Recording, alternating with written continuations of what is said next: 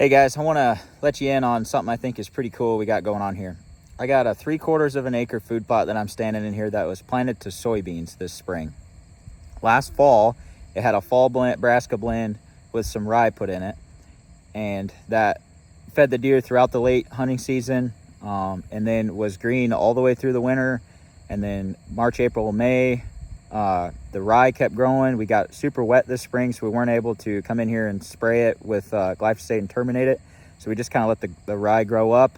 It got, head high on me, and we decided, and the seed heads were coming out. We knew that chemical wasn't going to be an option at that point because it just got too big. So we just came right in here and we drilled beans like May 18th or 20th, something like that, right into that standing rye. And the beans come up, and then we turned right around after we planted them, put the bush hog on, and just mowed the rye down. So you can see here, this is what that looks like after being mowed right after it got planted, like May 20th. So also what you can see is these beans are really not that tall. And the reason for that is because this is less than an acre.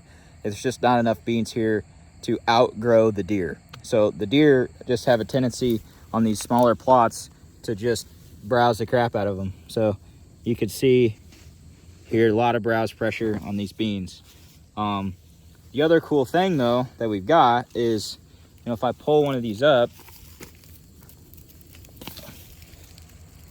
so these beans, the tops have been ate out of them, but there is pods here. There's not a ton, but there is some. Also, look at that root. No till. But anyway, so because I know these soybeans are not going to have enough food here all the way through late season, just because the deer have hammered them down, I decided to come right into these beans. And we actually drilled this like 10 days to 2 weeks ago with rye and rolling hills, wintergreens, and brassicas. And so you hardly even tell that this was drilled through by looking at these beans. I mean, you could see the tracks, but because they're so short, you're able to drill right through this. And with a Great Plains drill, and the harrow was down even, and it didn't really mess with these beans at all because they're so short. But now what we've got, you get down here, you can see we've got brassicas, wintergreens, and rye coming right through, in between the rows of beans, right through the middle of the beans. And so what we're going to have is the ability to feed these deer for literally 12 months out of the year. So the winter and the early spring, we had green rye growing. They were eating on that. Then we planted the soybeans. They're eating on the soybeans all through the summer.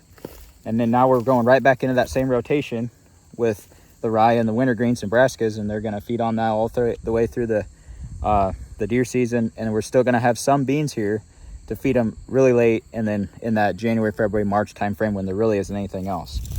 The other cool thing about this is we had 0.8 of an inch of rain on this food plot just over about a week ago. And it's been high 80s since then.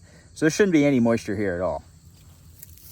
But if you look at this, if I pull this up, there is moisture 1/4 inch down underneath all this rye duff. So we're conserving our moisture. We're putting organic matter back into the soil. We're cutting down on the weeds that are able to germinate because we're shading them out, suppressing weeds with the rye. We're cutting down our chemical costs because there's just less overall weeds here. And we're just planting things over and over and over. So there's always roots growing down into this soil. We're improving the soil. We're cutting down on weeds. We're cutting down on chemical costs. And we're feeding the deer for 12 months out of the year. There's just way too many wins to this sort of system. So I challenge you guys to get out there and try it for yourself.